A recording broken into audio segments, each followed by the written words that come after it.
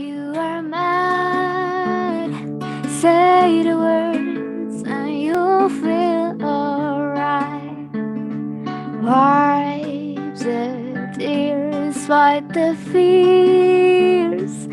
You just haven't seen nothing at all. World's a mess, beautiful one. Have faith to see what's coming next.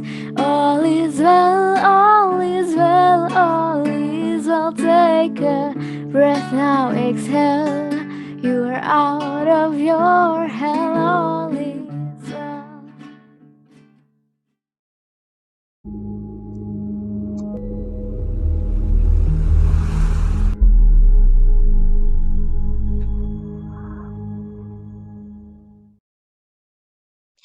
Auzubillahiminasyaitonirrajim. Bismillahirrahmanirrahim.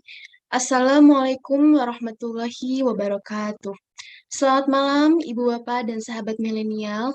Alhamdulillah kita masih diberikan kesehatan dan kelancaran untuk bisa mengikuti kajian malam minggu bermakna ini. Oke, Aira ucapkan terima kasih kepada Ibu, Bapak, dan sahabat milenial karena sudah menyempatkan waktunya untuk belajar bersama di sini, dan terutama kepada Bang Arif yang sudah menyempatkan mengosongkan waktunya untuk berbagi ilmu dengan kita semua. Baik, Bang Arif. Oke. Ya, Aira ucapkan terima kasih ya Bang ya. sama-sama. Thank you. Thank you juga. Oke. Gimana? Malam ini Bang Arif akan membahas tentang memahami insecurity dari perspektif yang tidak lazim. Nah, itu tuh maksudnya apa ya? Nah, mungkin ada beberapa ibu bapak atau teman-teman di sini yang tidak tahu arti insecure gitu. Bisa Bang Arif jelaskan, dan mungkin waktu dan tempat dipersilahkan sebentar. Tapi sebelum itu, teman-teman semua, ibu bapak, di akhir acara Bang Arif akan mempersembahkan, menampilkan sesuatu yang luar biasa bersama adiknya. Jadi semuanya Aira harap bisa menonton dan menyimak sampai akhir. Silakan Bang Arif, tempat dan waktu Aira persilahkan. Oke, aman? Cek. Aman. Aman ya? Oke. Auzubillahiminasyaitonirrajim. Bismillahirrahmanirrahim. Alhamdulillahirrabbilalamin. Wassalatu wassalamu ala asyrafil anbiya'i wal mursalin Sayyidina Muhammadin wa ala alihi wa sahbihi ajma'in. Amma ba'du. Assalamualaikum warahmatullahi wabarakatuh. Ya,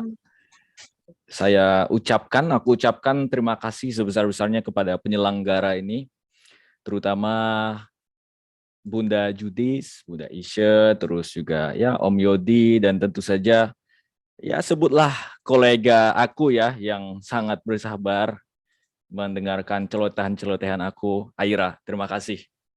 Ya, harus diapresiasi kesabarannya.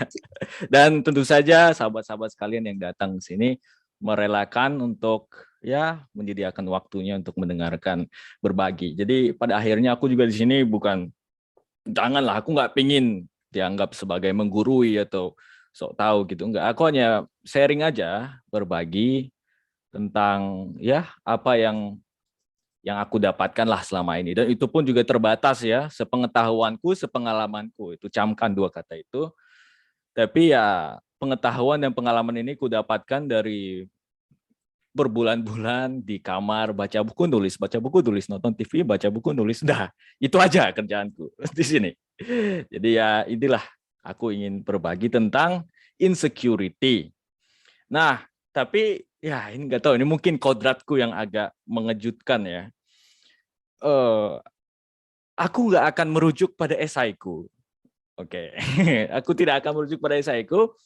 Dan mungkin boleh di-share dulu ya esainya. Ini aku share nih di chat. Jadi judulnya insecurity, memahami insecurity dari perspektif yang tidak lazim, bahasa Inggrisnya unorthodox gitu ya, tak lazim, yang tidak tidak lazim, tidak uncommon gitu, yang jarang dipakai gitu perspektifnya memahami insecurity.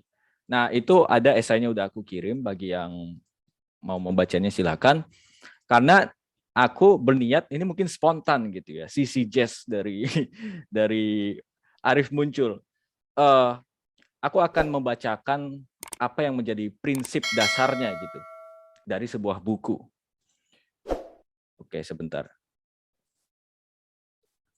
Nah, kalau misalnya teman-teman sekalian juga sambil mendengarkan, sambil membaca, barangkali atau yang sudah membaca juga, barangkali bisa mengaitkan nanti apa hubungannya gitu. Karena kalau dilihat dari esai yang aku tulis itu, aku benar-benar simply mengasih kasus-kasus, lalu ku pretelin tuh ini gimana sih perspektifnya gitu kan.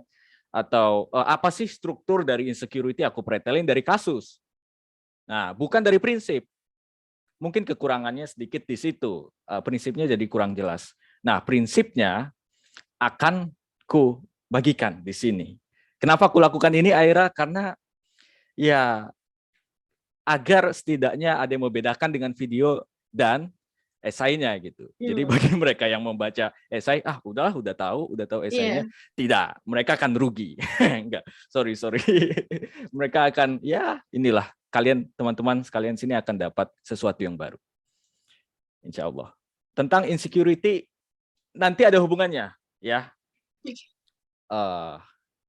Tapi nggak apa-apa deh.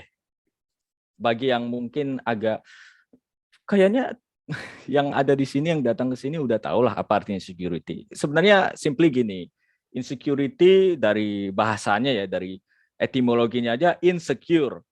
In berarti tidak kan, menegasikan, secure aman, jadi tidak aman gitu. Nah, tapi berdasarkan banyak riset sebutlah gitu, aku tanya ke anak-anak muda dan mereka yang berpengalaman dengan insecurity, aku pun juga pernah ya. Aira juga pernah, mungkin semuanya di sini pernah mengalami insecurity. Mereka kayak bilang, aduh, iya insecurity artinya tak aman, tapi nggak kayak gitu deh kayaknya, nggak aman. Jadi seolah-olah mereka merasa ada yang kurang gitu dari kata tak aman itu. Nah, tapi dari situ pun mereka malah jadi memperluas gitu. Definisinya nggak jelas, padahal definisi kan artinya melimitasi, membataskan. Jadi terbuka banget gitu. Apa? Nah, kalau dalam ilmu logika disebut definisi ostensif. Mereka jadi melakukan itu. Kalau ditanya insecurity apa? Itu mereka ngasih kasus-kasus malah, bukan pengertian, ngasih kasus-kasus. Oh, insecurity, misalnya nanya nih, insecurity apa? Mereka jawab, oh insecurity pas kamu gini, kamu gitu. Oh, insecurity pas kamu merasa nggak nyaman, merasa nggak pede. Ya udah, terus apa penyambungnya antara semua kasus yang kamu deklarasikan, kamu utarakan itu kan? Apa? Nah, di situ kadang kurang jelas anak muda ya, selama pengalamanku. Nah, barangkali di sini kita mulai dari katanya dulu, tak aman. Nah, tapi tak amannya aman dari apa? Siapa yang merasa tak aman ini gitu kan? Jadi dari kata tak aman itu harus kita perinci. Gitu kira-kira. Itu aja sih, insecurity. Pada dasarnya seperti itu. Nah, aku mulai, mungkin terkesan pada mulanya nggak ada hubungannya, tapi ada. Oke, dari bukunya Todd McGowan. Namanya Todd McGowan. Judulnya The End of Dissatisfaction. Dissatisfaction. Satisfaction kan kepuasan. Dissatisfaction tidak puas. Jadi the end of dissatisfaction berarti akhirnya ketidakpuasan. Gitu. Nah, ini uniknya ada hubungannya dengan pembahasan kita sebelumnya, Aira. Kita bahas apa sih? Lupa. Di manakah kita sebenarnya hidup, ya kan? Itu kan? Iya. Nah, di situ dalam sahabat-sahabat kalian bisalah tonton itu di YouTube ya, udah ada kan? Ya, udah ada. Ya. Nah, kita mencapai satu konklusi bahwa kita sebenarnya hidup di dunia makna-makna. Itu adalah sedikit argumennya di sana. Nah, tapi di sini mungkin diperinci. Oke, kita hidup di dunia makna-makna. Tapi makna-makna seperti apa? Gitu. Itu yang akan kita jawab sekarang. Makna-makna seperti apa? Kita hidup di dunia makna-makna, tapi makna-makna seperti apa? Nah, kalau sahabat-sahabat sekalian membaca buku tentang studi sosiologi, kultural, teori kritik, mereka menemukan satu pola dalam transformasi tatanan sosial atau transformasi masyarakat, peradaban lah gitu. Jadi kita di sini menemukan kondisi di mana tatanan sosial kita dari society of prohibition, masyarakat yang bertumpu pada pelarangan menuju sekarang ini yang kondisi kita saat ini, society of enjoyment. Society of commanded enjoyment. Gitu. Apa artinya? Masyarakat yang menikmatinya dipaksa. Gitu. Enjoy kan menikmati. Iya. Commanded itu bukan dipaksa, diperintahkan untuk menikmati. Nah, itu sekarang, teman-teman. Tatanan masyarakat kita sekarang bukan lagi hanya melarang. Bahkan melarang itu udah jarang sekali. Nah, itu mungkin di sini nanti ada hubungannya dengan hubungan dunia anak muda dengan dunia orang tua gitu kan. Dunia anak muda sekarang bebas, semuanya permitivitasnya luas sekali. Permitivitas kan ya ini diperbolehkan lah gitu. Semuanya diperbolehkan. Nah, tapi ada hal yang harus dibayar dari semuanya diperbolehkan itu. Nah, berbeda dengan masyarakat dulu yang banyak pelarangan. Gitu. Sehingga kalau kita melanggar ada hukumannya gitu. Nah, kalau sekarang saking bebasnya kita untuk menikmati aja harus dipaksa gitu. Harus diperintahkan.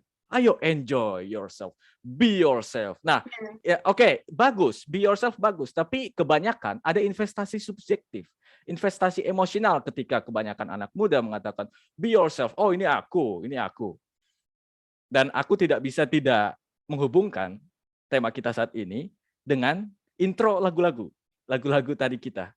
Utuh, ya kan? Terus apalagi Who Says-nya Selena Gomez dan pesannya bagus, tapi kebanyakan orang mungkin perlu diperinci aja gitu kan. Misalnya ada tuh 2 lagu tadi yang mendeskripsikan situasi di mana kita melihat refleksi kita di cermin, ya kan? Nah, itu kalau teman-teman yang sudah membaca esaiku, aku juga mendeskripsikan itu. Di mana ego itu muncul pada saat kita mengidentifikasi diri kita pada cermin. Oke, jadi pada saat kita melihat ke cermin, apakah hanya mengidentifikasi itu saja gitu kan? Kalau Kak Dira yang menyanyikan Utuh, ya kan? Menulis apa namanya? Liriknya apa sih Utuh itu? Pokoknya matamu gitu kan, atau apalagi tubuh, mukamu, wajahmu itu siapa? Tapi langsung, bukan hanya fisik. Nah, di lagu itu langsung menyentuh hatimu juga, gitu. Yang secara kalau kita lihat secara fisik nggak kelihatan kan hati. Nah, di situ itu keunggulan mungkin lagu Utuh ketimbang Who Says ya. Tapi nggak apa-apa. Bukan di situ problem kita saat ini. Nah, tentang tadi transformasi dari masyarakat yang melarang ke masyarakat yang semuanya dibebaskan, gitu. Semuanya dibebaskan. Nah, oke, sebentar. Ini bukunya bahasa Inggris. Aku baru baca juga tadi pagi. Udah langsung banyak nih yang ku highlight, udah ku persiapkan. Terus karena itu aku belum sempat memberi komentar. Jadi aku bacakan aja bahasa Inggrisnya, nanti sedikit-sedikit ku terjemahkan lah, gitu ya. Nah, ini kata dia, ada paragraf yang menarik. This is the transformation from a society founded on the prohibition of enjoyment. Transformasi dari masyarakat yang bertumpu pada pelarangan atas kenikmatan, bertransformasi menjadi masyarakat yang memerintah untuk menikmati, gitu. Whereas formerly society has required subjects to renounce their private enjoyment in the name of social duty, today the only duty seems to consist in enjoying oneself as much as possible. Gitu. Kalau pada masyarakat dulu kewajiban kita, tuntutan kita adalah untuk merenounce, menanggalkan enjoyment, kenikmatan-kenikmatan kita, sehingga harus mengikuti kewajiban sosial. Sekarang malah kita diminta secara implisit ya, untuk enjoy oneself as much as possible. Nikmati dirimu sebanyak-banyaknya gitu. Ya bagaimana tidak, kita keluar aja udah nemu iklan, ya kan? Udah nemu iklan, nonton, udah ada iklan juga. Di Netflix nggak ada ya? Netflix nggak ada iklan kan?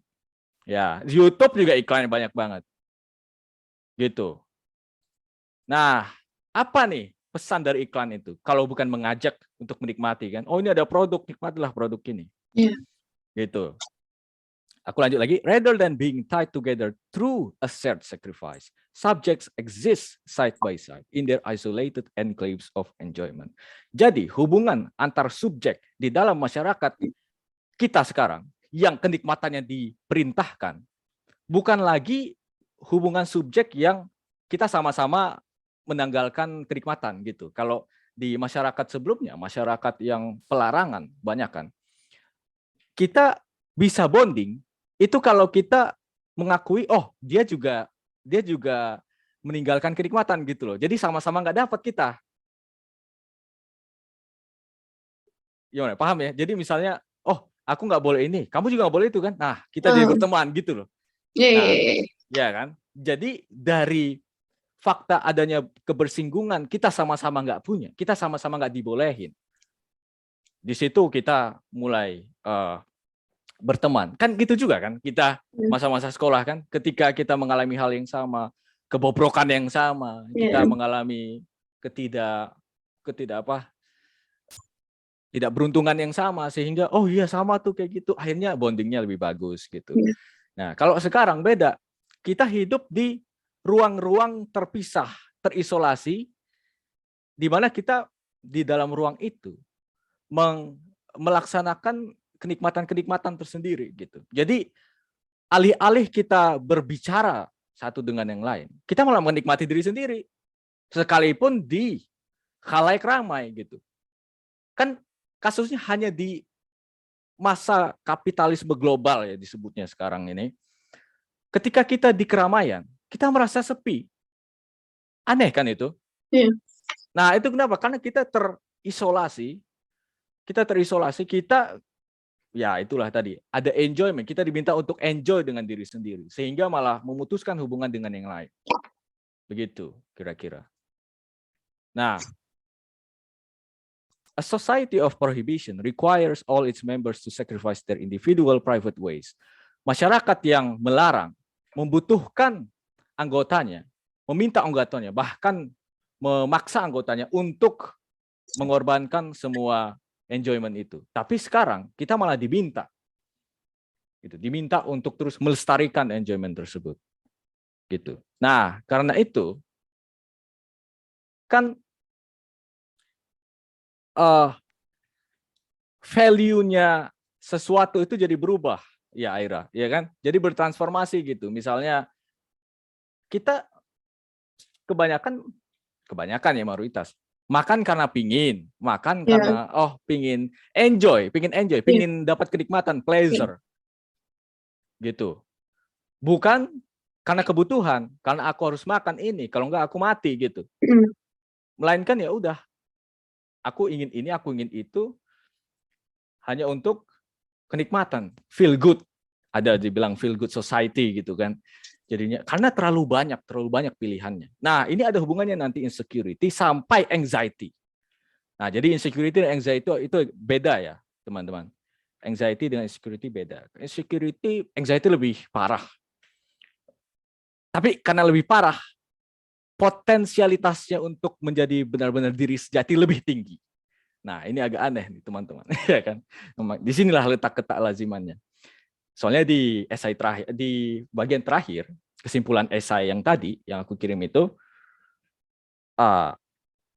silakan dibaca, tapi akhirnya adalah, insecurity ini memang pantas tidak boleh kita anggap remeh. Harus kita sambut. Kalau merasa insecure, ya udah aku insecure. Tapi tidak cukup di situ kan, kita harus paham apa yang muncul kalau aku menawarkannya begitu. Apa yang muncul pada saat kita merasakan insecure? Apa sebenarnya yang terjadi pada saat insecure? Oke, sakit. Siapa yang sakit? Sengsara. Kenapa sengsara? Gitu. Nah, oke, lanjut lagi. Ini karena tadi Aira mengatakan 45 menit aja ya, Bang. Oke, aku kondensasi. Nah, gimana tadi? Transformasi ini luar biasa menggoncang, teman-teman. Sekalipun tidak kita sadar, ya itulah sebagaimana tatanan sosial. Transformasinya nggak kita rasakan. Nah, tetapi bagi mereka yang cukup teliti, ada banyak desakan, banyak tendensi untuk untuk merubahnya gitu. Misalnya yang tadi kan, dari masyarakat pelarangan ke masyarakat commanded enjoyment, kenikmatan yang dipaksa. Ada nostalgia untuk kembali ke masyarakat dulu. Nah, itu. Mohon maaf, barangkali ini yang kita temukan banyak terjadi di orang tua gitu. Ya kan? Tetapi meskipun apa? Nah, disinilah kita bisa mungkin harus menelitinya apa sebenarnya tendensi ini. Gitu. Nah, sedangkan kalau anak muda ada tendensi lain, Aira, bukan untuk kembali. Kalau orang tua mungkin kebanyakan yang sudah senior lah gitu, tapi kayaknya generasi Z, milenial itu dia masuk ke dalam posisi yang kedua nanti. Nah, tapi baby boomer atau generasi X mungkin lebih cenderung ke yang ini, kembali nostalgia ke masa yang lampau gitu. Makanya ada istilah dari seseorang yang terhormat lah ya, enak zamanku toh, ya kan. Nah itu, jadi apa ini sebenarnya nostalgia ini? Sebenarnya diinduksi oleh tadi transformasi tak terucapkan itu. Nah, aku baca ya, ini quotes dari McGowan lagi. This desire for a return to the past, however, is rarely genuine. Keinginan untuk kembali ke masa lalu justru sebenarnya tidak murni. Which is to say, such proclamations don't really want to return to the past that they claim to want. Instead, they want the base of both worlds, the benefits of modernity, computers, mobil, televisi, tanpa efeknya gitu. Jadi kita bisa melihat di tendensi nostalgia ini, sahabat-sahabat, sebenarnya mereka nggak benar-benar ingin kembali. Mereka ingin kembali, tapi dengan keuntungan modernitas, keuntungan yang kita dapatkan sekarang, gitu. Jadi gimana sih? Mereka mau ngambil yang terbaik dari dua dunia. Ya, dunia pertama yang kita saat ini modernitas, canggih, ya kan, punya HP dan lain sebagainya. Nah, kehebatan dunia lain, dunia yang menjadi nostalgianya itu tidak separah ini, gitu, dianggap stabil gitu. Jadi mereka ingin mengambil yang terbaik dari dua dunia. Kalau McGowan mengatakan benefit of modernity without their effects. Jadi keuntungan modernitas tanpa efek-efeknya. Ya gimana? Kita nggak bisa memisahkan benefit itu dengan efek. Bagaimanapun juga gitu.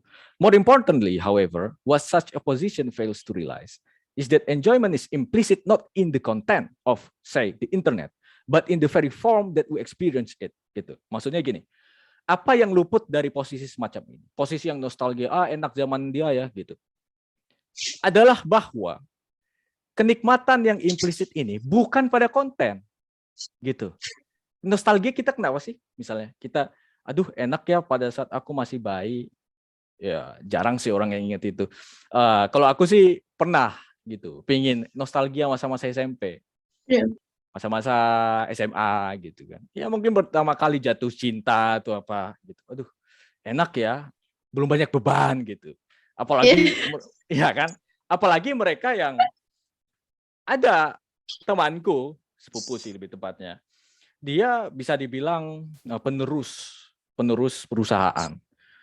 Pada saat dia masih muda, masih SMA gitu, itu bebas, enak. Tapi sekarang dia sibuk banget kayaknya, karena dia jadi penerus perusahaannya gitu kan. Waduh, banyak banget, harus ketemu orang, harus janji dengan ini gitu, tanda tangan ini itu, ribet jadinya.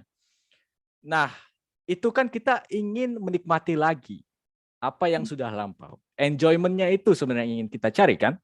Nah, tapi ini jeniusnya McGowan, dia melihat enjoyment-nya itu yang implisit bukan dalam kontennya, bukan dalam isinya, bukan dalam memorinya, but in the very form that we experience it. Tapi dalam form, bentuknya, gitu. Misalnya, keuntungannya gini,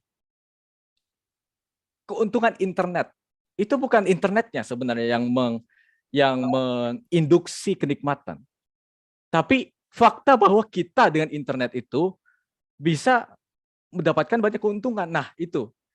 Jadi bukan komputernya yang bikin kita enjoy, Tapi fakta bahwa kita bisa berlarut-larut dalam komputer, mengisolasi diri kita dari sekitar, gitu. Jadi itu formnya sebenarnya yang enjoyable, gitu. It is not what one experience in the modern world, but that one is experienced in the modern way. Bukan apa yang seseorang alami di dunia modern, tetapi bagaimana seseorang itu mengalami dengan cara yang modern. Gimana? Kelihatan kan bedanya? Oke.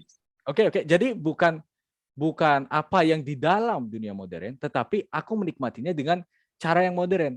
Artinya bahwa aku dapat menikmati berkat dunia modern menyokong aku, membantu aku untuk menikmati, gitu. Jadi bukan WhatsApp-nya yang bikin aku enjoy, tetapi fakta bahwa dunia modern memungkinkan aku untuk bisa berkontak dengan keluarga meskipun di padang simpuan, di kampung gitu. Ya, dengan kan? teman-teman sebelumnya SMP, SMA. Yes. Jadi bukan memorinya, tapi bagaimana aku mengingat kembali, gitu. Aku bisa mengambil lagi enjoyment itu, gitu. Itu form. Itu maksudnya form. Nah, misalnya gini juga kan, Aira. Banyaklah gini ya, pengalaman-pengalaman anak muda. Banyak ini yang juga pernah ngobrol-ngobrol lah. Kamu sebenarnya cinta gak sih sama aku? Misalnya gitu. Misalnya, kamu nggak pernah ngasih kata-kata, tapi dari aksimu kamu seolah-olah mengisyaratkan kamu cinta dengan aku gitu. Jadi nggak ada kepastian kan, sering sekali itu kayak begitu kan. Sering kali gitu. Jadi secara konten dia nggak mengucapkan cinta, tapi secara aksi formnya. Sebenarnya secara aksi dia udah berkata cinta itu. Sebetapapun dia ready untuk menolak itu. Ya kan? Atau sebaliknya.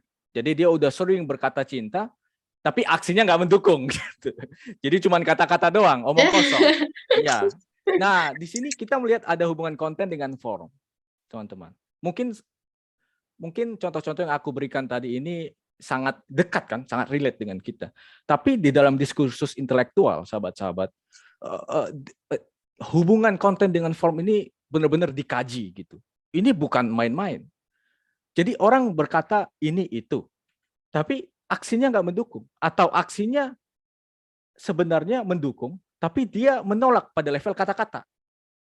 Gitu. Misalnya dia bilang aku nggak cinta kamu, tapi kepeduliannya gitu kan. Kalau setiap selesai les misalnya kan, kalau aku cowok terus cewek, aku jemput dia selalu, banyak banget lah ini ya. Romansa-romansa semacam ini. Terus cowoknya bilang enggak, aku nggak cinta sama kamu. Tapi dari aksinya berkata demikian, terus si ceweknya bingung gitu kan. Nah, itu form. Formnya yang berkata. Nah, terus pertanyaan kita, di mana sebenarnya kebenarannya? Di konten apa di form? Bukan jangkauan kita untuk hari ini membahas itu. Lanjut ya. Oke. Jadi ada tadi prohibition. Ya kan? Terus commanded enjoyment. Ada yang bernostalgia, pingin kembali ke masa-masa yang berjaya, konon kata mereka. Nah, itu mohon maaf kebanyakan baby boomer ya yang ke atas lah gitu ya. Orang tua kita gitu. Nah, tapi tidak sama problematiknya lah sebut gitu. Posisi kebanyakan anak muda sekarang, sahabat-sahabat. Nah, Todd McGowan menyebutnya posisi sinis. Nah, ini aku bacakan sedikit ya. The other alternative, nah selain yang tadi nostalgia, itu sinis. Of the society of enjoyment. An attitude that proclaims that things simply are as they are. That there is no changing the structure of the social world. Gitu. Nah, posisi yang sinis ini kebanyakan kita temukan di anak-anak muda. Mereka yang benar-benar hidup di yang baru lahir aja udah di dunia tadi, dunia kenikmatan yang diperintah itu. Nah, mereka yang sinis ini berpikir, wah, ini dunia adalah sebagaimana adanya. Tidak ada yang bisa mengubahnya, gitu.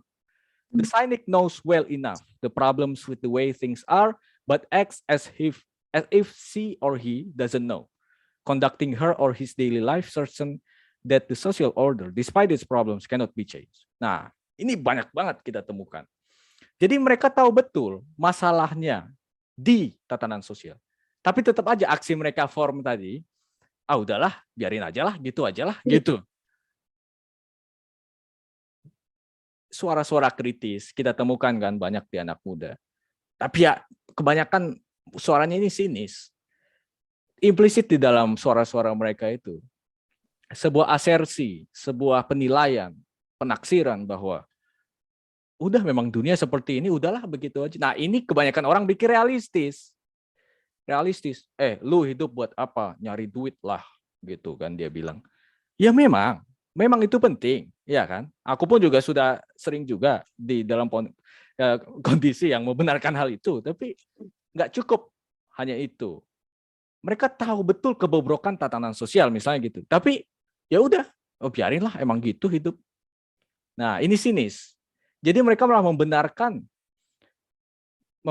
kesalahan-kesalahan di dalam masyarakat tadi yang memerintahkan kenikmatan itu sendiri. Gitu. Nah, kalau bisa kita tarik hubungannya, insecurity itu muncul. Kenapa marak, sahabat-sahabat? Karena tadi, sikap ini, sikap sinis ini. Atau bahkan ketegangan antara sikap nostalgia sama sinis di dalam masyarakat yang secara paradoks meminta untuk menikmati segalanya. Gimana sih? Coba. Kita menikmati aja harus disuruh, itu gimana? Dan ini implisit, teman-teman. Tentu saja semua aparatus tatanan sosial akan menolak. Enggak, kita enggak memaksa kok. Tapi implisit di dalamnya. Misalnya tadi, be yourself, enjoy whatever. Nah, makanya ada pembacaan juga di dalam kritik kultural ya. Anxiety itu terjadi ketika terlalu banyak pilihan. Gitu. Kita jadi bingung nih mau milih yang mana. Karena terlalu banyak pilihan. Nah, ketika kita milih yang satu, kita merasa kurang terus. Karena terlalu banyak pilihannya. Ada juga tuh kalau nggak salah pepatah yang mengatakan, kalau sudah disuguhi banyak pilihan, pilihan terbaik adalah tidak memilih gitu. Nah, tapi ya lagi-lagi, di situ justru menimbulkan anxiety. Nah, anxiety sekalipun berbeda dengan insecure, sebenarnya berbeda, sebenarnya berhubungan. Insecurity bisa dibilang jalan masuk lah gitu ke dalam anxiety. Gitu kira-kira. Oke, sampai sini mungkin aku akan melanjutkan, tapi kalau Aira ada pertanyaan silakan. Aira potong sedikit, Bang. Bagi Ibu Bapak dan teman-teman yang ingin mengapresiasi atau mau bertanya, silahkan bisa raise hand atau isi di kolom chat. Baik, silahkan bisa dilanjut dulu, Bang. Oke. Sebentar.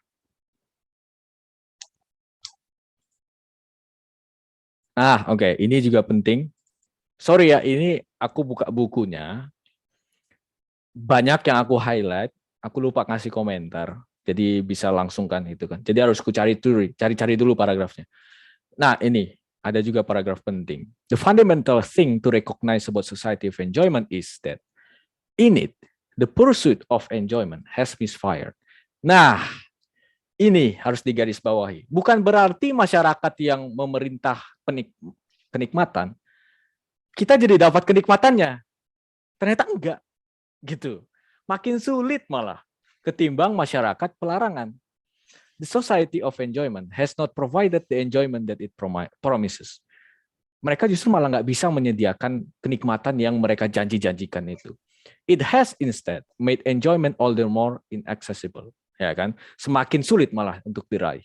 The contemporary imperative to enjoy, the elevation of enjoyment to a social obligation, deprive enjoyment of its marginal status, bringing it within confines of that order. Nah, imperatif ini perintah ya, bisa dibilang perintah, tuntutan, keharusan gitu. Imperatif untuk menikmati, yaitu meninggikan kenikmatan sebagai obligasi secara terselubung, secara implisit tentu saja. Mereka akan selalu menolak itu pada level eksplisitnya kan. Itu justru malah membawa enjoyment itu, membatasi enjoyment itu pada level tatanannya, tatanan sosialnya. Sehingga sekalipun kita ingin meraih, mengejar kenikmatan dari misalnya yang ditunjukkan oleh advertisement, ya udah sebatas itu saja, dibatasi oleh tatanan sosial. Karena kita mengikuti cara tatanan sosial itu. Misalnya, nih kamu boleh enjoy bebas, tapi bebas itu pun juga dikasih, gitu kan? Kan gitu ya, teman-teman. Paradoks pilihan itu, pilihan bebas. Wah, ini panjang nih dalam filsafat gitu pembahasannya. Kita itu kalau kita memilih, misalnya nih, kalau film The Matrix kan ada tuh scene yang sangat monumental. Jadi si Morpheus mengajak Neo untuk memilih. Ini, kamu milih pil merah atau pil biru gitu kan. Nah, kita pikir kita bisa bebas dalam pilihan itu. Oh ya, iya bisa kok. Aku bisa pilih biru atau merah. Tapi kan fakta bahwa pilihannya cuma biru dan merah itu sudah menunjukkan dia dipilih. Jadi bukan bebas juga gitu loh. Nah kan, ya kan. Nah ini titik kritik banyak filsuf terhadap permasalahan politik begitu. Kalau di Amerika, kamu it's either antara kamu Demokrat atau Republikan gitu. Nggak ada pilihan lain. Kamu bebas selama kamu milih apa yang sudah aku tentukan. Aneh kan? Gitu. Nah, itu yang terjadi juga ketika masyarakat, ketika advertisement, implicit message-nya mengatakan enjoy.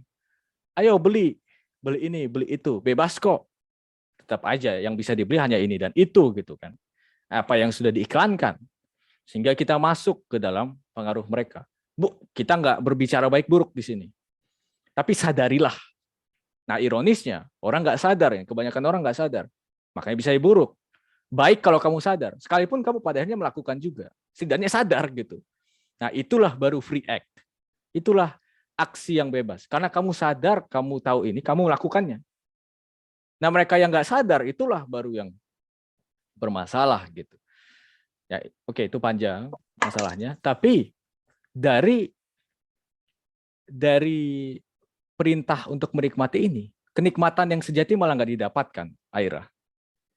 Ya kan? Jadi apa ya? Kita terpaksa gitu. Jadi terpaksa. Misalnya apa ya? Mau mengunjungi keluarga besar. Keluarga besar gitu. Kalau mungkin keluarganya keluarga yang katakanlah nilai-nilai konservatif gitu. Orang tuanya akan memaksa anaknya kan. Ayo kita mengunjungi, kita silaturahim gitu. Nggak boleh, nggak ada kata tidak. Harus ke sana. Gitu. Tapi orang tua yang mungkin sekarang sudah pengaruhi oleh tatanan sosial yang memerintah secara implisit kenikmatan ini akan mengatakan, kamu tahu kan betapa nenekmu mencintai kamu. Karena itu ayolah kita ke sana. Nah, jadi bukan hanya kita dipaksa untuk ke sana, tapi secara implisit kita juga diminta untuk menikmatinya ke sana. Gitu kira-kira. Ya, ini contoh yang mungkin agak brutal ya, tapi ya seringkali kayak begitu. Kalau anaknya nggak mau gitu kan. Kalau anaknya emang bebal. Kalau anaknya bebal dia akan melihat kebaikan orang tuanya itu sebagai tuntutan. Aduh, aku bukan cuma harus ikut berkunjung ke rumah nenek, tapi aku juga harus suka gitu. Aku juga harus menikmati, gimana dong? Ya kan? Nah itu. Nah karena itu dia malah nggak mendapatkan enjoyment, dia malah suffering. Di dalam tatanan masyarakat yang masih melarang, justru kita bisa membayangkan kenikmatan itu, meskipun imajinasi kita aja. Misalnya, kamu dilarang untuk melewati gerbang. Itu kan banyak tuh, misalnya urban legend gitu. Nggak boleh lewat ke lokasi itu karena banyak hantunya atau apa gitu. Karena keramat. Nah, justru itu kan secara ada namanya negative psychology. Reverse psychology. Ketika kita dilarang, kita malah pingin kan. Aneh gitu. Ketika dilarang, kita malah pingin, aduh gimana? Kita membayangkan gitu. Gimana kalau kita ke sana? Nah, pembayangan ini memberikan semacam kenikmatan tersendiri, tapi imajiner dan ilusi. Tapi kebanyakan orang menganggap itu kenikmatan yang hakiki. Jadi apa ya? Ketika dilarang justru malah kita mungkin untuk menikmati tapi secara imajiner. Cuma pembayangan-pembayangan doang. Nah, tapi pada masyarakat sekarang ketika tidak ada larangan, kita mengimajinasi pun jadi sulit karena semuanya diberikan gitu. Nah, kenapa? Karena ini aku bacakan lagi. What society of enjoyment thus makes manifest is the impossibility of any direct experience of enjoyment. If we try to experience it indirectly, we necessarily miss it. Gitu. Nah, ini mungkin yang harus kita pelajari. Kenikmatan itu barangkali tidak bisa diraih secara langsung. Dia adalah bisa dibilang by product juga. Kalau atau ini by product itu apa? Hasil ya, residu. Hasil tambahan gitu kan. Hasil sampingan lah gitu. Jadi bukan tujuannya enjoyment itu. Selama enjoyment-nya sebagai objeknya. Selama enjoyment kita anggap sebagai objek. Pada saat kita mendapatkannya, kita malah berpikir, kurang gitu kan. Sering banget kita. Pada saat masih kecil misalnya. Aku pingin mainan. Tapi pas aku dapat, ya mungkin senang. Ya kan, hanya sementara. Tapi setelah itu, ya udah pingin mainan lain. Pingin mainan lain. Bosan dengan mainan sebelumnya. Itu pun terjadi lagi. Terus saja gitu. Terus saja. Dissatisfaction makanya. Terus saja nggak puas. Nah, anehnya justru pada saat tampaknya kita tidak mungkin meraih enjoyment. Di situ malah enjoyment benar-benar nyata hadir dalam diri kita. Gitu. Ini hubungannya dengan obstacle. Bagaimana dengan adanya halangan? Justru kita malah bisa enjoy. Karena yang kita enjoy adalah halangan itu sendiri. Nih di Swaguru pernah kita bahas ini. Swaguru, komunitasku, pendidikan, gitu, tentang pendidikan kita membahas secara filosofi banyak hal dengan Bang Dame. Kita membahas obstacle is the way.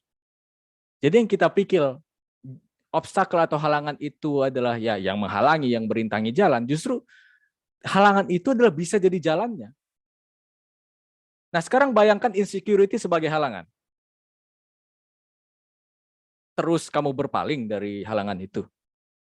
Gitu. Jangan-jangan halangan adalah jalan juga untuk membuka jalan-jalan yang baru. Gitu. Misalnya, apa ya?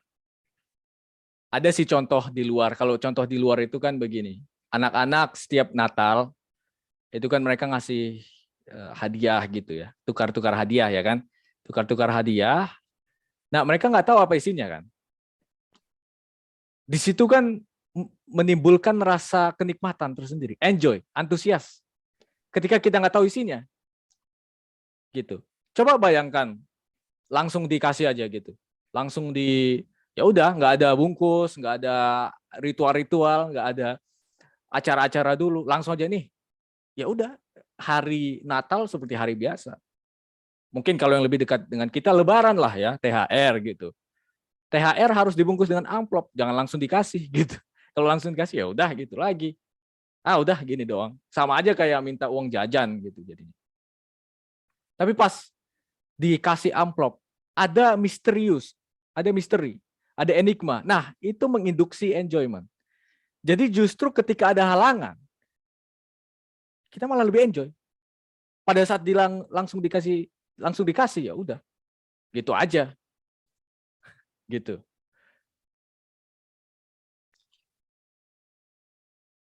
Nilai dari sesuatu diukur dari kesulitan untuk mengambilnya, gitu kan? Ini prinsip paling dasar ekonomi lah. Emas kenapa berharga? Karena sulit diambil. Gitu. Berlian kenapa sangat berharga? Mahal sekali. Secara sains aja prosesnya luar biasa. Luar biasa besar, luar biasa panjang. Banyak sekali variabel harus dipertimbangkan agar berlian bisa terjadi gitu. Karena inaccessibility.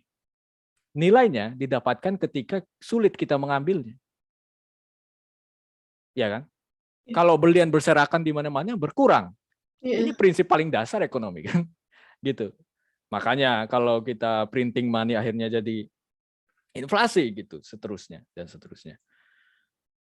Nah, oke. Aku lompat ya. Semoga bisa ada hubungan rasionalnya gitu.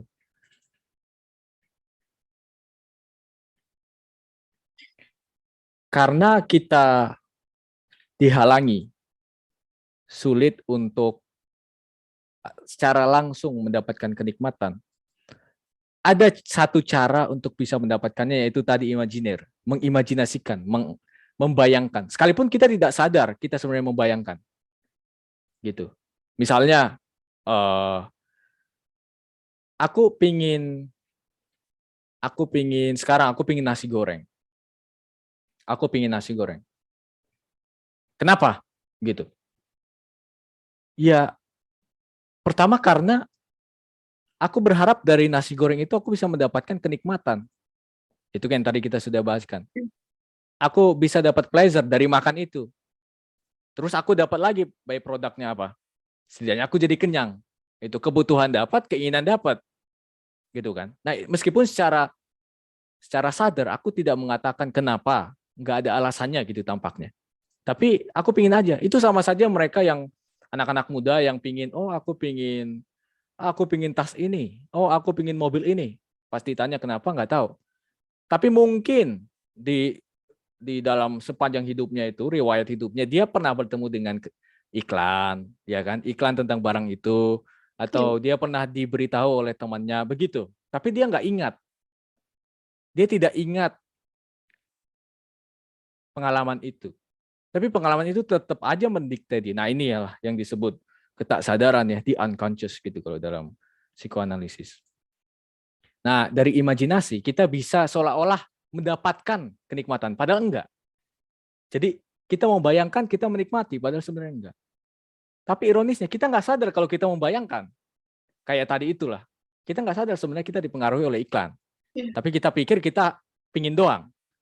Gitu. Itu pertanyaan paling dasar tuh dalam psikoanalisis. Sebenarnya dari mana nih kita ingin ini? Oke, aku ingin ini, aku ingin itu. Aku ingin menjabat jadi menteri. Ya kenapa? Gitu kan. Nah, ada sesuatu di situ. Oke, Bang, boleh Ira potong nggak? Aku mau Boleh. bertanya. Jadi kan kalau insecure itu kan bisa dari fisik ya. Nah, kalau misalkan dia insecure dengan kondisi mukanya, nah akhirnya dia operasi plastik atau gimana, atau pokoknya mengubah diri dia, itu sama aja dengan dia lupa dengan penciptanya, atau itu bisa kan, Bang? Karena jadi dia mengubah apa yang sudah diberikan, padahal kan Allah pasti memberikan sesuatu dengan sebaik-baiknya gitu. Iya. Oke.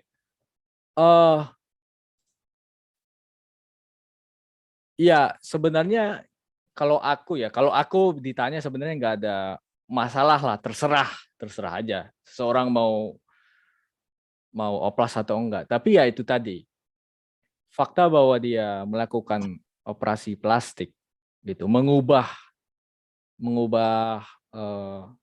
mukanya. Ada, ya itu tadi insecure gitu kan. Ada sesuatu yang tidak dia mengerti dan itu sebenarnya insecurity itu harusnya menjadi ajang kita, kesempatan kita untuk mengerti diri sejati. Gitu. Kenapa juga sih kita harus mengubah wajah misalnya? Kalaupun ubah juga terserah sih, kalau aku nggak masalah. Tapi kalau orang-orang lain mungkin bermasalah gitu. Wah, ini apa sih, mengubah kodrat atau apa gitu. Itu panjang lah gitu ya. Tapi ya itu tadi, di sini kita nggak bisa secara langsung menyalahkan dia, orang-orang yang oplas itu. Karena dasar dia memutuskan untuk beroperasi terjadi juga pada kita. Apa? Thank you ya. Thank you Aira. Di sini aku jadinya agak lupa tadi, harusnya ke sini dulu. Image. Tadi kita bicara tentang tatanan sosial, terus simbolik lah gitu kalau dari istilah-istilah yang kita dapat pada kesempatan sebelumnya itu kan. Ada simbolik, ada image. Simbolik itu adalah dimensi aturan-aturan lah, dimensi hukum-hukum gitu, hukum-hukum tertulis maupun tak tertulis. Tatanan simbolik itu. Nah, di dalam sebentar ya, nanti aku jawab, tapi ini harus ada pengantarnya dulu. Di dalam esai yang aku kirim itu ada, kalau Jacques Lacan, dialah yang memformulasikan tiga konsep ini, the real, the imaginary, dan the symbolic. Kita bahas di simbolik dulu. Dia mengatakan ada wajah di simbolik itu namanya big other, the big other. Grand autre bahasa Prancisnya, big other. Apa big other ini? Big other ini bisa kita bayangkan sebagai tempat hukum berada. Aturan tertulis maupun tak tertulis. Aturan tertulis contohnya hukum, konstitusi, apalagi bukan hanya hukum-hukum negara ya, tapi juga hukum-hukum yang kita sepakati bahkan pada level komunitas yang rendahan, yang kecil-kecil gitu. Nah, sama yang tak tertulis. Tak tertulis ini contohnya tata krama, sopan santun, etiket, ya kan? Budaya, adat istiadat. Nah, itu tak tertulis tuh. Iya. Nah, bahkan juga yang tak tertulisnya ini sampai bahkan dianggap begitu remeh. Misalnya gini, pernah nggak ngejoke ngasih meme gitu? Tahu kan meme? Yeah. Meme di internet, di Instagram. Aku di Instagram pernah ngelihat meme. Banyak sebenarnya contohnya, tapi aku ambil contohnya ini aja. Di dalam video tersebut ada seorang laki-laki, udah jelas dia pakai kemeja putih, terus celana hitam, rambutnya juga rambut kayak Pak Jokowi. Dia joget.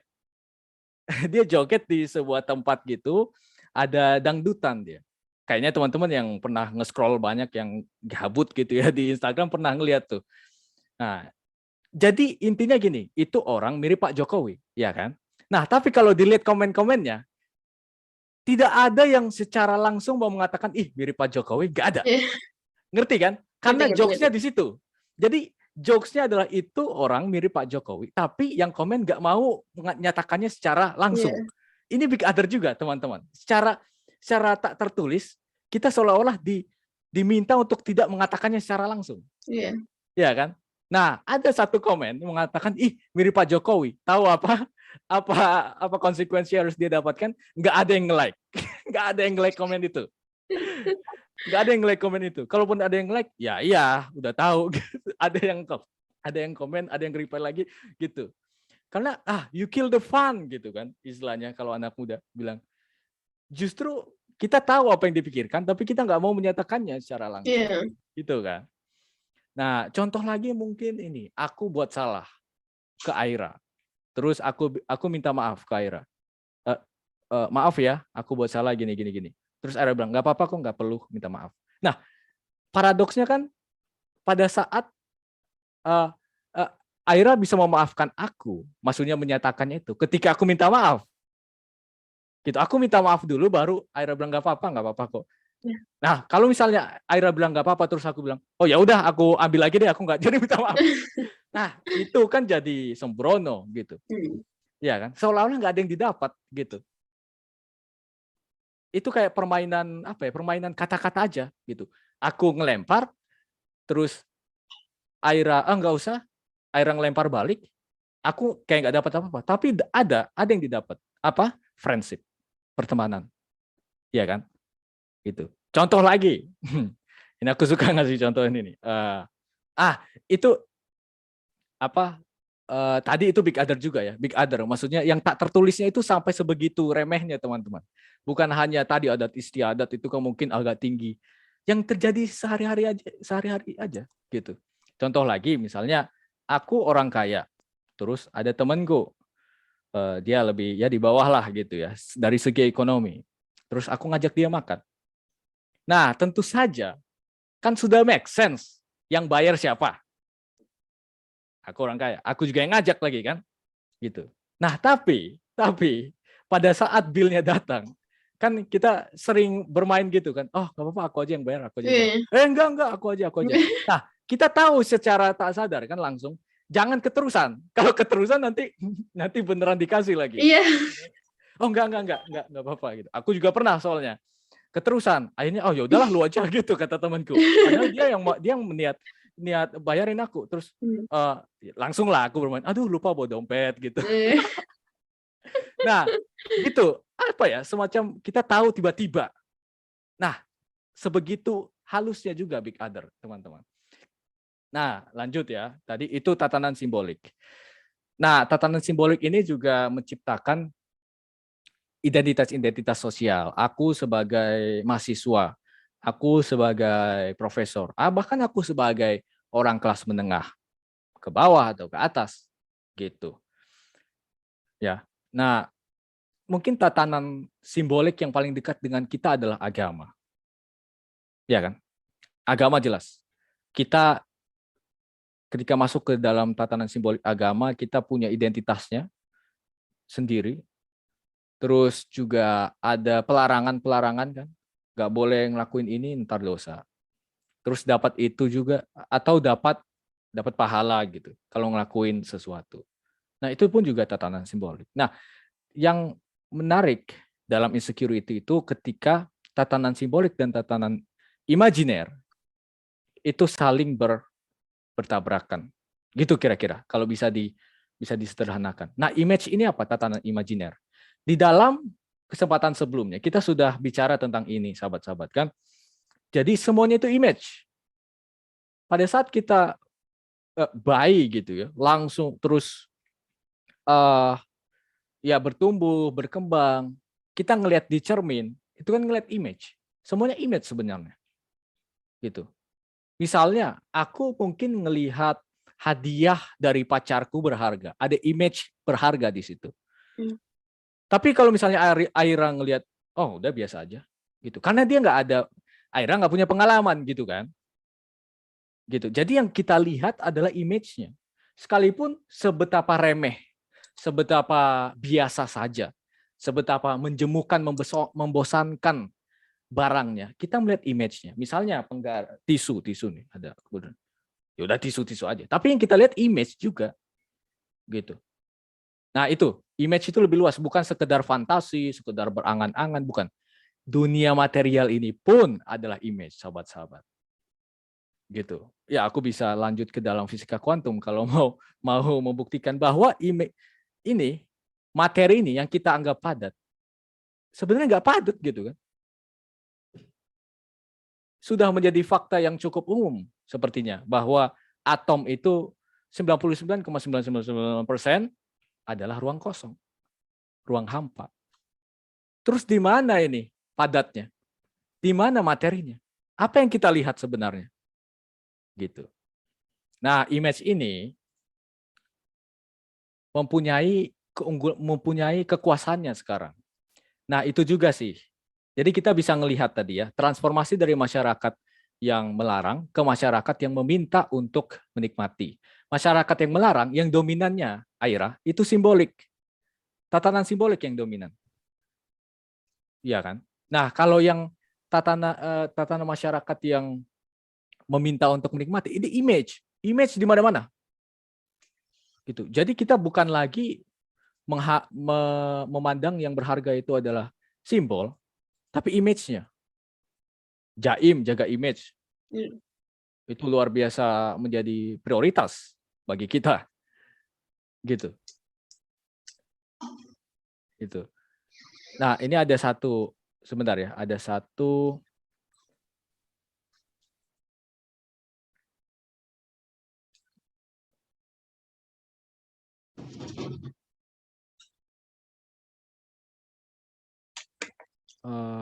ya.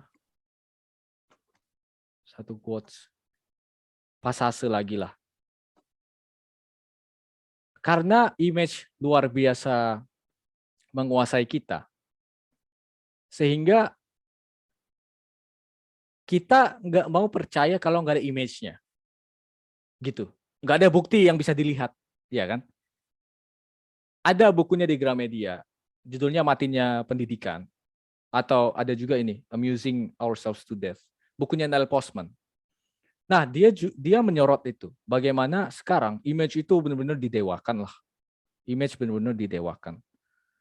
Gitu. Jadi kalau kita mau membuktikan, kita harus dapat image-nya. Bukan simbolik. Kalau simbolik itu argumen. Argumen. Di diskursus sains, pembuktian dengan cara simbolik, dengan cara argumen, apalagi matematika gitu kan, itu masih bertahan lah. Nah, tapi mulai sekarang, ketika hoax sudah di mana-mana, kita melihat image. Buktinya itu image. Nah, ini percaya nggak percaya, disadari atau tidak disadari, sebenarnya disebabkan oleh berkembangnya diskursus intelektual yang kadangkala mungkin orang-orang populer, orang-orang biasalah khalayak umum nggak menyadari gitu, nggak menyadari. Sebenarnya itu terjadi di situ. Nah, ada hubungannya juga ketika kita mengidentifikasi dengan tubuh. Kan tadi udah dibeberkan sedikit rahasia ya. Dan fisika kuantum juga menyatakan hal ini. Bahkan tubuh kita pun image. Tubuh kita image yang kita lihat. Coba kita lihat di cermin. Kita nggak pernah bisa ngelihat punggung kan? Atau bukan punggung lah, kalau punggung jelas nggak bisa dilihat. Kalau kita ngelihat hadap depan gitu cerminnya. Tapi keseluruhan tubuh itu nggak pernah kita lihat kan pada saat kita ngelihat cermin. Selalu ada yang lewat, selalu ada yang lepas. Iya kan? Nah, itu saja sudah membuktikan bahwa sebenarnya tubuh yang kita lihat di cermin itu nggak utuh. Tapi kita utuh-utuhin. Kita utuh-utuhkan. Nah, mungkin message-nya lagu Kak Dira, utuh itu adalah, ya, yang kamu lihat di cermin itu nggak utuh. Yang buat kamu utuh adalah hatimu. Gitu, mungkin kira-kira. Nah, disitulah mungkin membawakan tadi, ya, nggak usah wajah jelek pun, tubuh aja udah nggak utuh. Ya kan? Nah, lagi pula juga kalau tubuh wajahnya jelek, ya sebenarnya bukan klise. Pertanyaannya selalu ditanya, ini jelek dari mana sih? Gitu kan? Jelek dari apa? Bagaimana ukurannya apa jelek itu? Sehingga perlu manipulasi wajah. Salah satu metodenya adalah operasi plastik. Ada apa? Nah, kalau kita ya akhirnya merujuklah ya ke dalam esai itu, ada tuntutan lah gitu ya, tuntutan sosial. Untuk wajah itu yang cantik adalah kayak gini, bukan kayak gitu. Tubuh yang ideal adalah kayak gini, bukan kayak gitu. Nah, itu kan secara tak sadar udah terekam di pikiran kita. Ya kan? Nah, jadi harus diteliti nih, ini jelek dari mana? Nggak ada ya jelek mutlak, itu nggak make sense kan? Jelek itu selalu adalah hal yang relatif, tapi tepat karena relatif, dia ada ukurannya. Nah, ukurannya apa? Tatanan sosial, tuntutan sosial. Kamu harus begini, harus begitu. Beauty standarnya kayak gimana dari zaman ke zaman. Iya kan? Pernah lihat nggak di YouTube itu ada tuh yang membeberkan standar beauty standar dari zaman Yunani kuno sampai sekarang. Wah, bedanya luar biasa kan? Kalau kita ngeliat, wah ini kok beauty kayak begini pada saat Renaissance misalnya. Jadi selalu tubuh kita pun, kalau dalam bahasa yang aku gunakan di esai itu, tubuh kita pun udah dirasuki, udah dijajah oleh tanda-tanda. Misalnya tiba-tiba ada jerawat di sini. Wah, ini jerawat berarti kamu dianggap jelek gitu. Kamu tidak akan lulus segala macam kerjaan yang membutuhkan wajah yang cakap gitu kan. Langsung. Seolah-olah apa ya? Dicap gitu loh, ditempelin makna-makna di sini. Iya kan? Padahal jerawat aja. Iya. Ya gitu. Nah, yang kita lihat karena itu, ini sebenarnya konklusi pertemuan minggu lalu ya, pertemuan sebelumnya. Kita hidup di dunia makna-makna. Ya kan? Nah, sadari ini dulu lah. Sadari ini dulu. Solusinya akan muncul nanti. Berarti insecure itu bisa bisa karena ngikutin standar orang lain gitu ya, Bang ya? Ya, ya, betul, betul. Nah, kebanyakan orang pikir itu standar yang mutlak, gitu. Itu standar yang mutlak. Nah, oke. Ini pembahasan yang penting nih mengenai insecurity terhadap tubuh ya, wajah dan lain sebagainya. Sekarang itu bisa dibilang anak muda terpisah menjadi dua kan. Mereka yang ini gue langsung aja agak brutal bahasanya, gendut tapi ya ini gue gitu kan.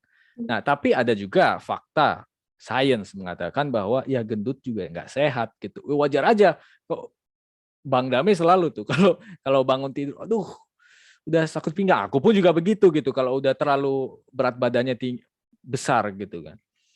Nah, masa aku harus tetap di situ mengakui ini diri gue? Ya, nah itu maksudnya tadi tuntutan-tuntutan kenikmatan yang dipaksakan itu tadi, yang diperintahkan. Udah enjoy aja sebagaimana dirimu. Misalnya wajahnya aku bisa aja kan belum mandi terus nggak sisiran. Aku juga jarang sisiran sih, rambutnya keriting gini. Terus apalagi nggak pakai topi, nggak pakai kacamata, pakai kaos saja aku, atau mungkin telanjang.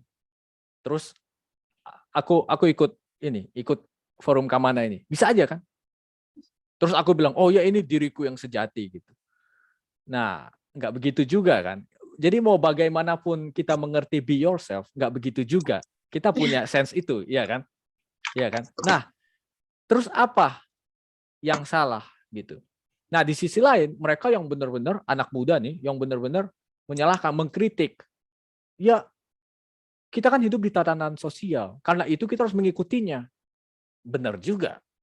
Kalau kamu mau hidup juga, kamu setidaknya mengikuti. Nah, tetapi nah, ini subtle banget, Aira. Dan menurutku sangat convincing. Bagi mereka yang tadi, mereka yang mengakui dirinya, yang be yourself dan lain sebagainya itu. Emang apa salahnya mengikuti? Itu pertanyaan untuk mereka, ya. Terus untuk pertanyaan untuk kubu yang lain.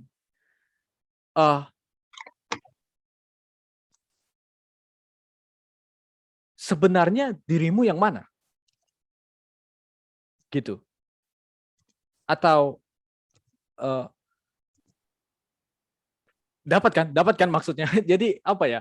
Kita harus bisa melihat di mana keduanya itu sebenarnya saling bersinggungan. Gitu. Nah, bagiku ya udah, memang aku bukan tubuhku pada akhirnya. Tubuhku adalah image. Bahkan ego pun adalah image. Itu juga di dalam esaiku aku juga tekankan itu. Ego adalah image.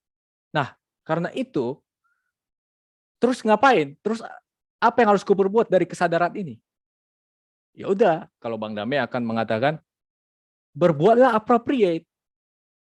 Karena kamu tahu egomu hanyalah imajiner, tubuhmu ternyata adalah juga hanyalah image. Kamu harus berbuat appropriate, maksudnya sesuailah dengan itu. Perlakukanlah tubuhmu ya sebagaimana tubuhmu itu. Gitu. Misalnya, kalau aku udah tahu, aku harus berdandan lah ya untuk masuk ke Kamana ini. Sekarang aku berdandan. Terus aku juga tahu bahwa dandanan ini pun adalah image. Ini bukan diriku yang asli nih. Arif Harap itu nggak ada. Ya, Arif Harap itu nggak ada. Arif ini adalah image, adalah ego. Ketika aku sadar dua-duanya, bahwa aku harus berdandan, itu kan tuntutan sosial, ya. Terus yang kedua, aku harus sadar juga bahwa ternyata tubuh ini apa yang menjadi image yang diinginkan oleh tatanan sosial, yang diinginkan agar dianggap pantas oleh tatanan sosial adalah image doang, adalah angan-anganku doang, adalah buat-buatanku doang, tidak real, bukan diriku. Dari situ aku bisa seenak kan, aku bisa santai. Ya udahlah, aku ikutin aja. Paham nggak sih?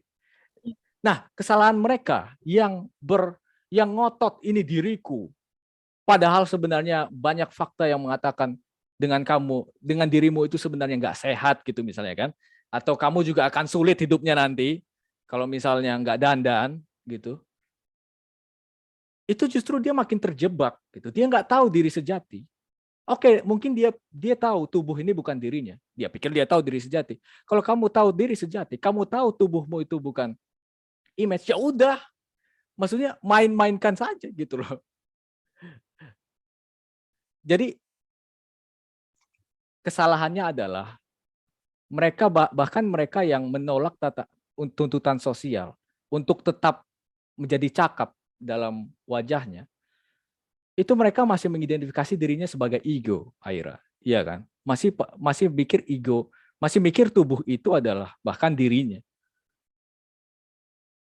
Padahal tubuh itu akan mati juga gitu kan? Iya. Iya kan? Kita juga nanti akan dimakan cacing dan lain sebagainya. Gitu. Nah, tapi nggak cukup hanya menyadari ini. Kita juga harus push to the limit, yaitu oke, karena ego cuman imajiner, ya udah aku pakai aja dalam aku bermasyarakat gitu kan. Nah, kalau masih ada rasa aku nggak pingin pakai tuntutan sosial gitu, dia masih mikir ada diri yang bahwa dirinya itu ego yang terpisah dari tatanan sosial itu. Tadi kan kita udah membahas kan, ego itu dia mengisolasi dirinya, ya kan, mengisolasi dirinya. Gitu. Jadi di sini kita bisa mengkritik lah, bisa melihat kekurangan dalam ya bukan mereka salah juga, tapi disitulah letak sumber penderitaan mereka nanti yang yaitu dalam bentuk insecurity gitu. Oke, sorry, aku kayaknya nggak menjawab, tapi nggak apa-apa. Kira-kira begitu, Aira. Udah, kayaknya bisa kalau ada. Oke, ini ada pertanyaan Bang dari Bu Rosana.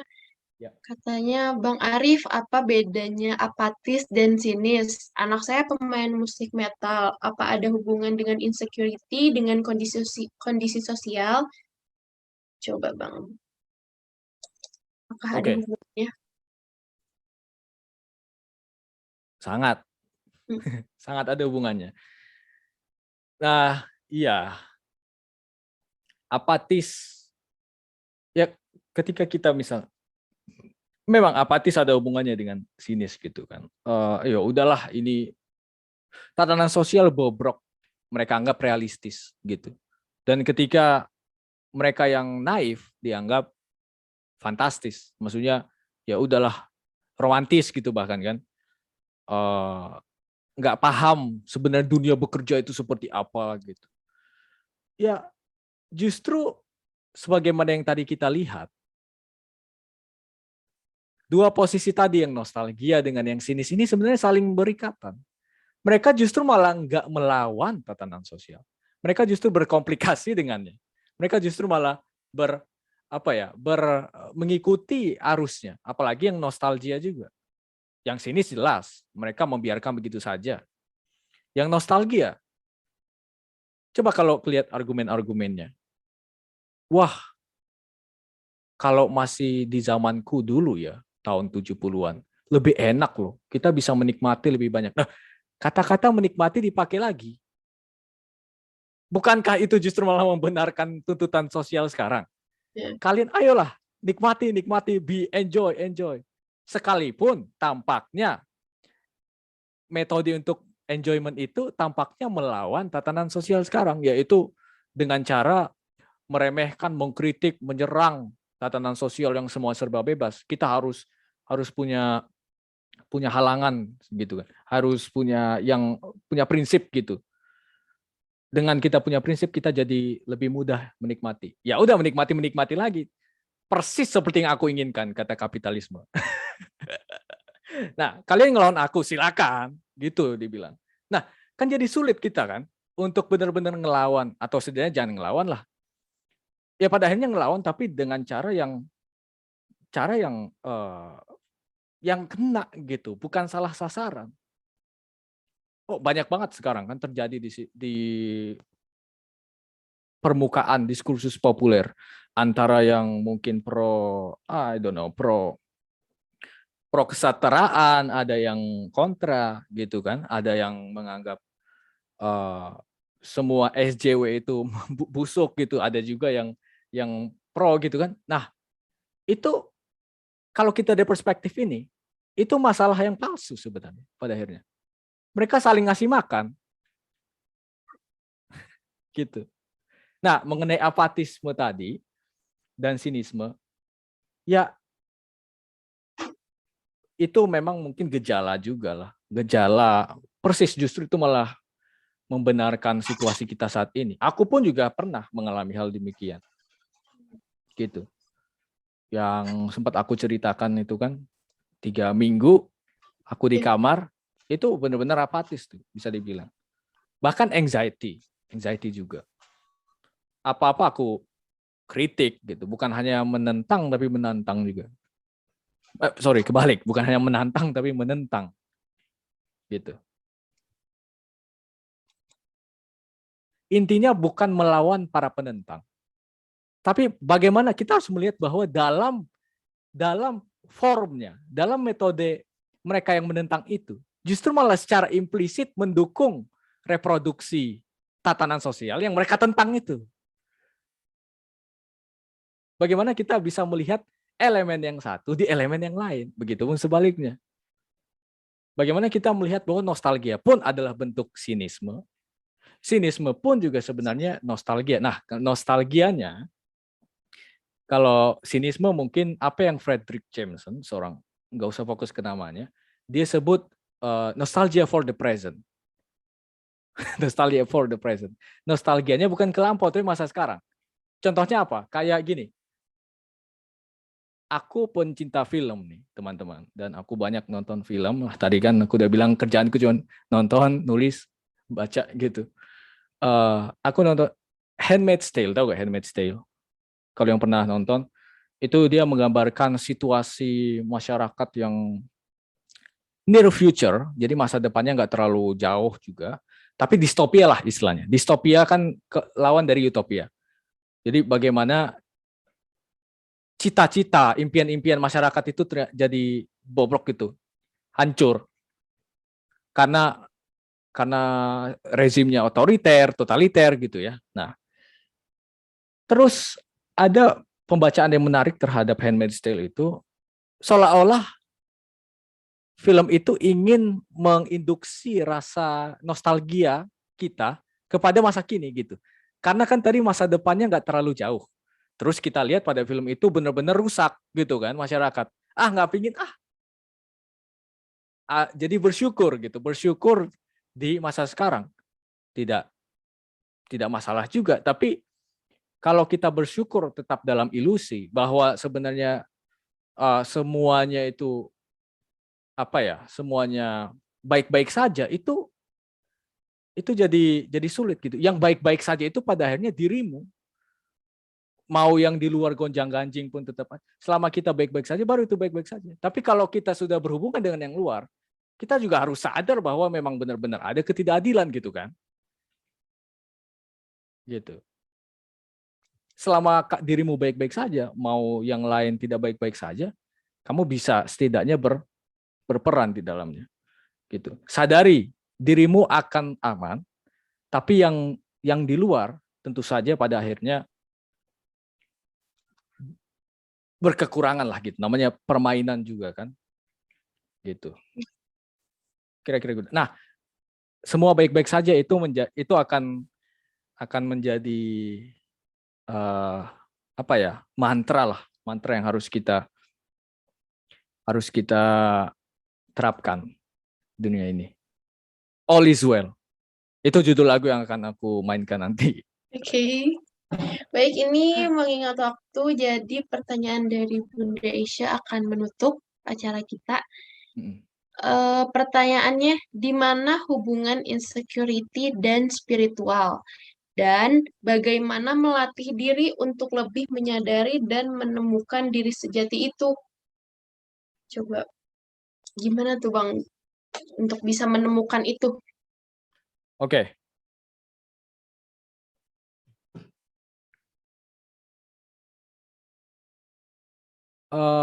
Insecurity ya, dengan spiritual. Spiritual. Nah, ini langsung ke akhir esaiku nih. Jadi pada akhirnya yang insecure apa? aku menyorot dalam esai itu ego yang insecure. Ego itu apa? Ego itu sebenarnya imajinasi aja. Itu fungsi imajiner dari subjek. Nah, gitu. Aira, kalau ada satu kata yang sampai sekarang, bahkan mungkin nanti hingga aku mati gitu ya, maksudnya riwayat sudah selesai, dan kata itu terus aku usung, aku tekankan, itu subjek. Sebagaimana kalau Bang Dame, ayahku, beliau menekankan kata kesadaran. Semuanya harus kembali ke kesadaran. Kalau aku semuanya kembali ke subjek. Subjek itulah pendeknya diri sejati. Itulah kesadaran. Itulah kekosongan. Dalam tradisi mistisisme juga begitu. Nah, subjek. Subjek ini apa? Subjek ketika menampil sebagai image, itu namanya ego. Nah, kebanyakan orang berpikir image itulah diri sejatinya. Imajiner itu tadi. Fungsi imajiner dari subjek. Nah, kita semua hidup di sini. Selama kita masih menengok ketika dipanggil dengan nama kita pasti pakai ego. Karena nama kita adalah identitas pertama kan yang dikasih oleh orang tua kepada kita. Arif itu ego. Ketika temanku manggil aku nengok, aku berperilaku sebagai ego. And that's fine. Tapi ketika kita memutlakan itu, nah di situ masalahnya. Di situ masalahnya. Gitu. Nah tadi kalau mengaitkan dengan mereka yang memanipulasi tubuhnya, karena berpikir tubuh pun juga image ya, dia adalah tubuhnya. Dia masih belum berdamai sebenarnya dengan diri sejatinya. Berdamai mungkin kita harus artikan di sini melihat ego sebagaimana dirinya. Tidak melebih-lebihkan ego, ya udah ego aja. Tidak melebih-lebihkan tubuh aja. Gitu. Aku memang kita semua manusia terperangkap dalam tubuh. Kalau misalnya aku disuntikan COVID ya aku juga sakit gitu kan. Tapi bukan berarti aku sang kesadaran kalau kata Bang Dam. Sebagai diri sejati itu subjek. Dia sakit, dia nggak bakal pernah sakit.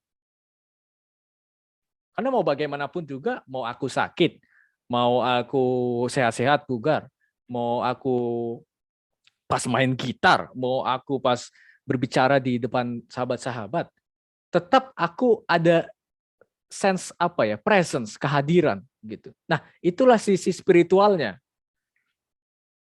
Sisi spiritualnya itu adalah diri kita yang nggak pernah, yang unchanging, yang nggak pernah berubah. Nah, insecurity itu sebenarnya pembukaan.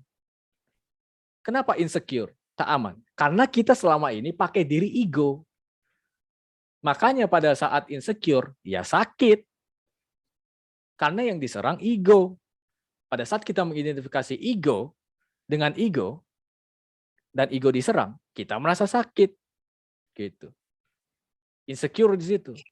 Insecure tak aman karena ternyata apa yang selama ini aku anggap diri bukan diriku. Ternyata aku juga berelasi dengan yang lain. Nah, kalau penyembuhan insecurity masih pada level ego, misalnya, mohon maaf, ini kenapa judulnya tak lazim kan? Karena lazimnya adalah pandangan lazimnya ya insecurity sebagai emosi. Insecurity pada akhirnya bukan emosi, bukan perasaan. Pada saat kita insecure, kita bisa merasakan banyak hal sekaligus. Kalau aku dulu pernah, jujur aja nih, I don't care. Dan I don't mind. Insecure dengan pengetahuan. Ya jelas, sahabat-sahabatku juga di sekitarku memandang aku sebagai yang orangnya jalannya di pengetahuan aja. Tapi pas ketemu orang yang wah lebih berpengetahuan, insecure aku. Dulu pernah insecure itu. Nah, itu apa tuh yang terjadi? Di situ karena aku mengidentifikasi diriku dengan ego yang dituntut untuk lebih pintar, padahal sebenarnya nggak harus kan, nggak harus lebih tahu gitu.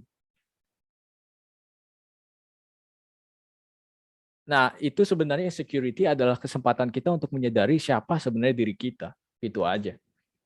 Nah diri kita sejati adalah subjek. Aku sudah nulis banyak esai di apa namanya di blogku ya, judulnya subjek yang kosong. Subjek itu kosong teman-teman. Subjek itu kosong. Dia tidak bisa dikasih identitas sosial. Dia nggak bisa dikasih pesona-pesona imajiner. Dia adalah sebagaimana adanya. Makanya dia diri sejati. Gitu. Nah, sadarilah ini. Sadarilah sang kesadaran ini. Sadarilah subjek ini. Yang mau apapun tempelan sosialnya, yang mau apapun cita-citanya itu kan cermin egonya. Dia tetap sama. Dan ini terbuka pada saat insecurity. Gitu aja. Gitu sih. Sorry ya agak lama, sorry banyak kemana-mana. Semoga bisa dapat sesuatu lah. Itu aja. Baik, karena waktu sudah malam, jadi untuk menutup final statement-nya Bang, silahkan. Oke, kalau begitu nggak sempat ya, nggak sempat mementaskan lagu lah gitu. Ya, sebenarnya ya pada akhirnya kalau aku boleh sedikit ngasih ya, lagunya ini All Is Well sebenarnya. All Is Well, lagu yang sebenarnya mau dimainkan itu tapi nggak jadi. Aku menulis ini dengan adikku, All Is Well, dia liriknya.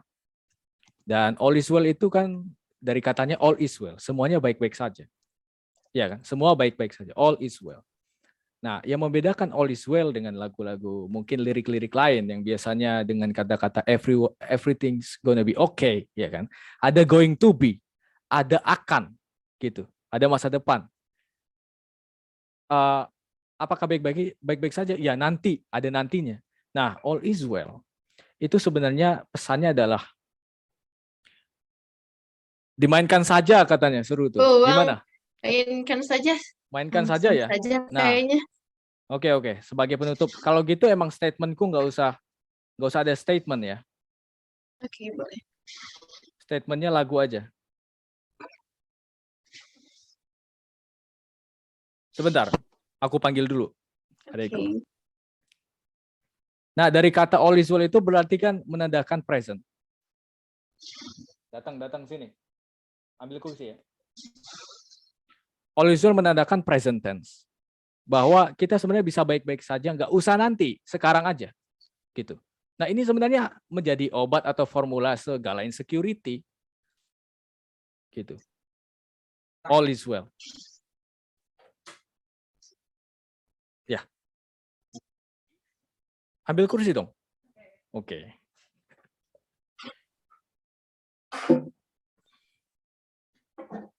Ini lagunya belum rilis, tapi niat tahun ini ya akan dirilis. Insya Allah.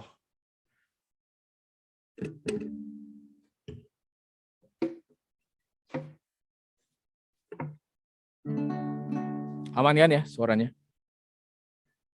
Aman, Bang. Apa? Oh ya nggak usah.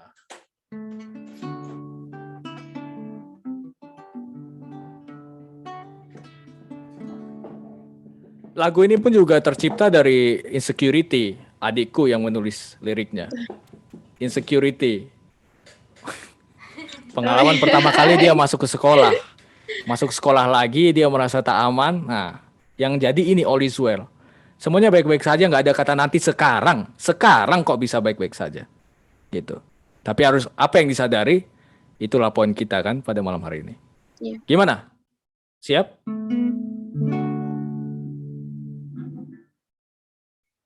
Ini, mic-nya lu. Ya. Cek dulu. Cek. Enggak.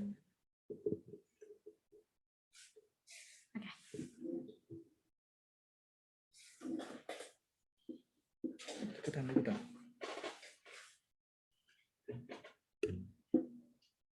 Oke. Siap? Cuy? Siap. Ya.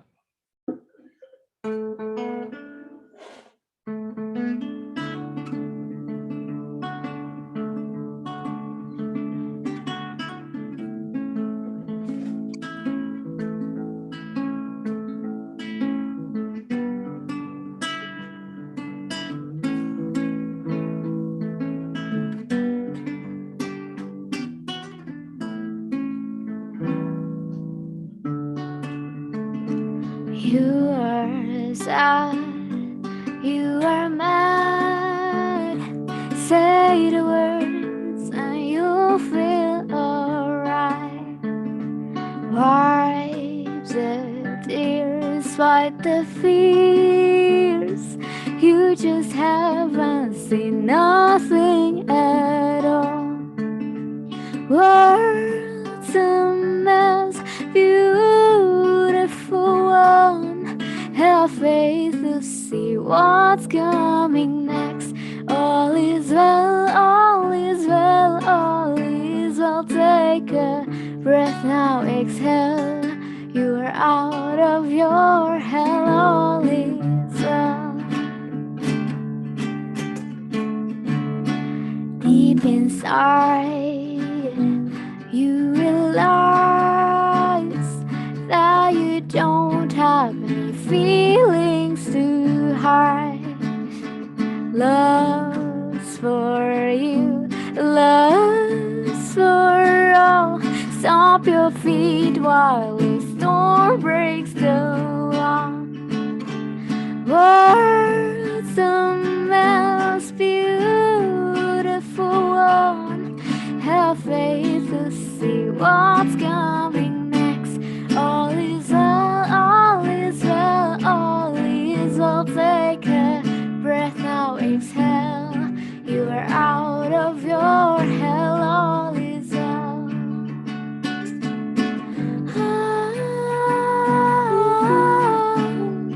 All is well, all is well, all is well, all is well, all is well, all is well, all is well, all is well, all is well. Take a breath now, exhale. You are out of your hell, all is well, all is well, all is well, all is well. Take a breath now, exhale. You are out of your hell, all is well, all is well, all is well, all is well. Take a breath now, exhale. You are out of your hell. All is well.